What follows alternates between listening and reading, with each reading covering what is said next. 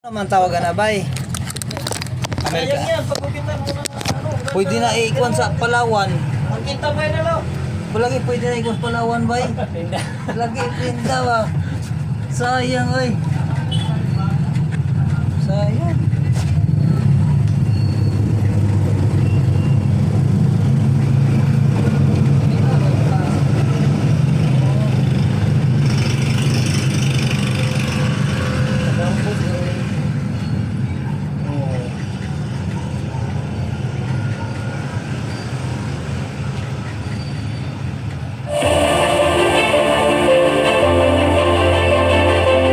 Makikisama ka para ikaw ang maka-impluensya, hindi para sila ang umimpluensya sa'yo.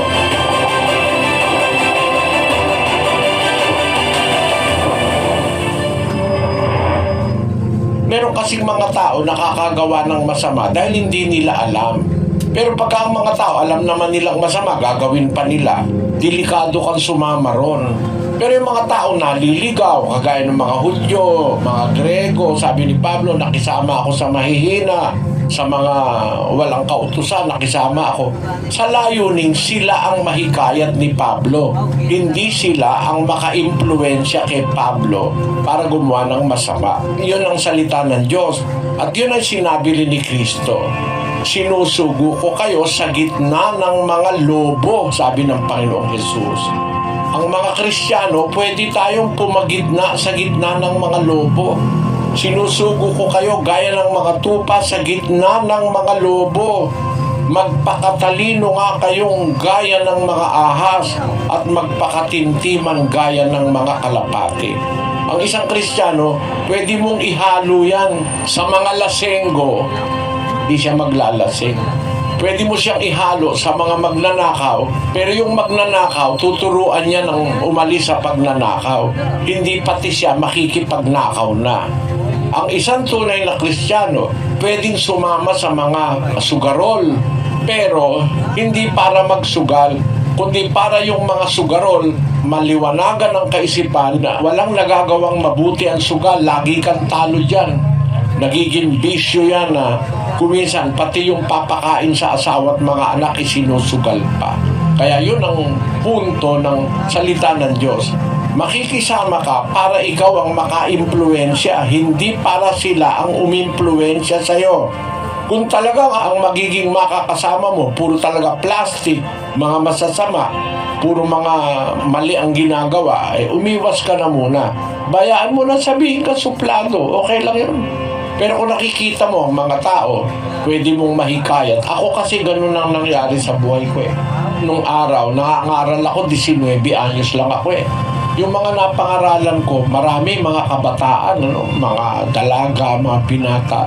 Ngayon may mga asawa na, may mga apo na, naakay sila sa salita ng Diyos. Napabuti sila. Karamihan nga, maganda na ang kabuhayan ngayon eh, yung mga nakasama ko. Naturuan ko pa silang magnego-negosyo eh, para kumita ng sa maayos na pagkita. Yun, nagagawa yun ng tao. Pagka nakikisama ka, na may kasama kang Diyos sa buhay, i-guide ka ng Diyos sa iyong pakikisama. Hindi ka makakasama doon sa mga taong masasama. At ang magiging resulta nun, kapalaran yon para sa iyo.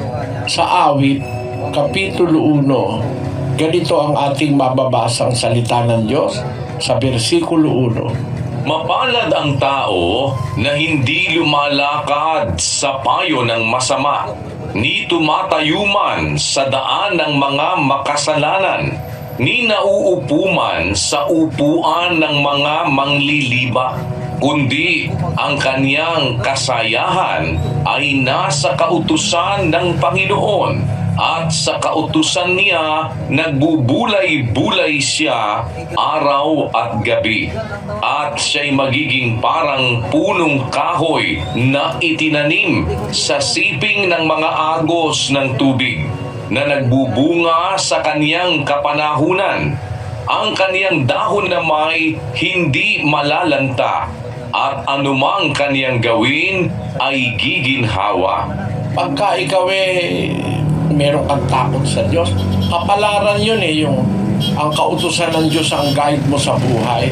Hindi ka sumasama dun sa mga lasenggo, mga drug addict, hindi ka sumasama dun sa mga ganong barkada. Parang yung you'll never walk alone. Pagka ang layon mo makasunod sa Diyos, you will never walk alone. Kaya ko sinasabi, naranasan ko yan mula sa pagkabata. Alam ko, mayroong kapangyarihang sumama sa akin mula sa pagkabata. Nailigtas ako sa napakaraming panganib na sinuong ko sa pagiging mangangaral ng salita ng Diyos. Marami akong pinagdaan ng pag-uusig. I can say that I did not walk alone.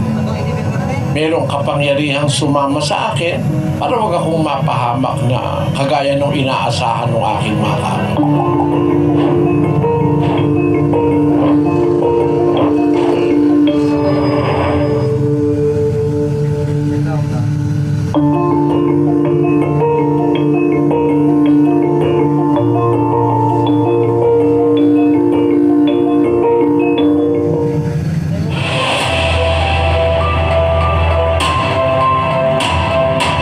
Pero merong nangyayari sa mundo, antinatural, labag sa naturalesa. Siguro isa na yung nanay mo.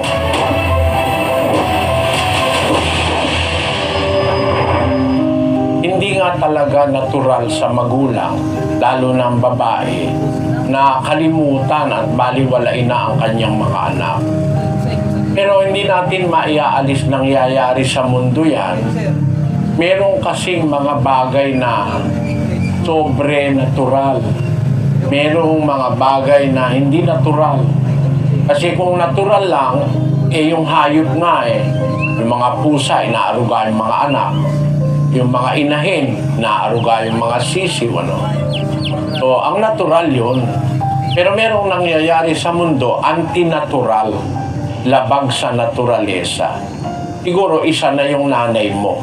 Ngayon, ang Biblia nagtuturo sa atin ng pagmamahal at isa kaaway. Siguro hindi naman yung kaaway ang nanay nyo, di ba? At hindi naman kayo siguro ginagawaan ng masama ng nanay nyo. Lumalabas lang, wala siyang kiber sa inyo.